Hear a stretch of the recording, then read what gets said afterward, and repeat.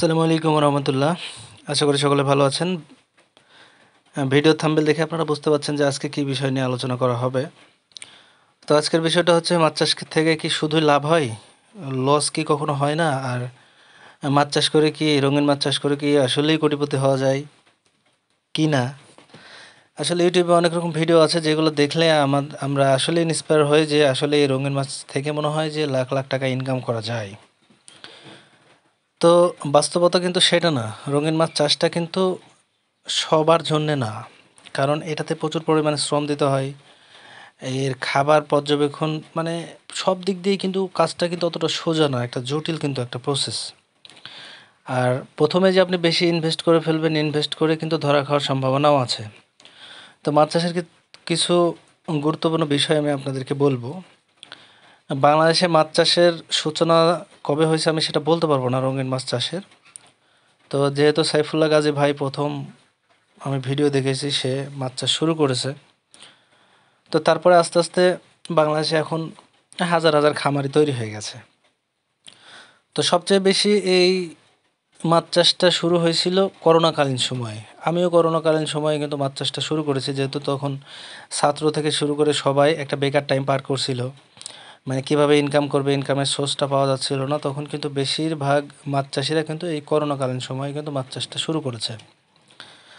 তো এই যে এতগুলো মানুষ শুরু করার পরে কিন্তু সব মানুষ কিন্তু এখানে টিকে থাকতে পারেনি। অনেকগুলোই কিন্তু ঝরে পড়ে গেছে বা অন্য পেশায় চলে গেছে।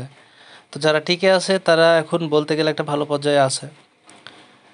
অনেক সময় ভিডিও থাম্বনেল দেখে আমরা মনে করি যে মাছ চাষটা আহামরি মনে হয় খুবই লাখ লাখ টাকা ইনকাম করা যায়।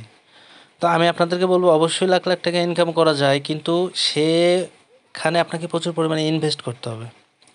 আপনি যদি ১০,০০০ টাকা ইনভেস্ট করে মনে করেন এখান থেকে আমি লাখ টাকা ইনকাম করব, সেটা কিন্তু কখনোই সম্ভব না।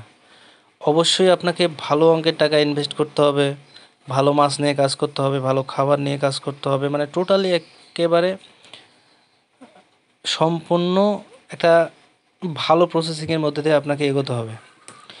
ভালো কোয়ালিটির মাছ যদি আপনি তৈরি করতে পারেন, অবশ্যই বাজারে টিকে থাকতে পারবেন, একটা দাম পাবেন। কিন্তু প্রথমত আমরা শুরুতে যারা মাছ চাষ শুরু করে বাজার থেকে একটা ভালো মিউটেশনের গাপ্পি কিন্তু ১,০০০ টাকা জোড়া কিনে নিয়ে আসে।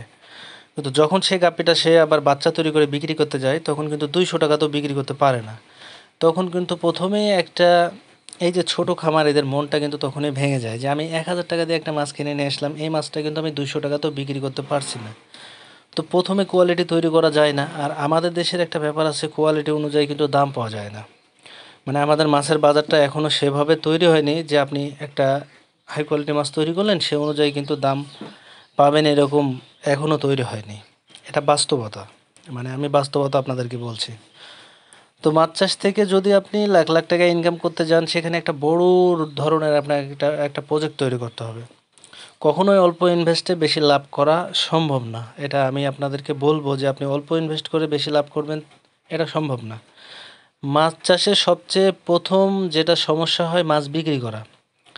সবাই কিন্তু মাছ দেয়, মাছ বিক্রি করার কোনো সমস্যা নাই। কিন্তু আসলে ১ম যে খামারিটা সবচেয়ে সমস্যার সম্মুখীন হয় সেটা হচ্ছে মাছ বিক্রি করা।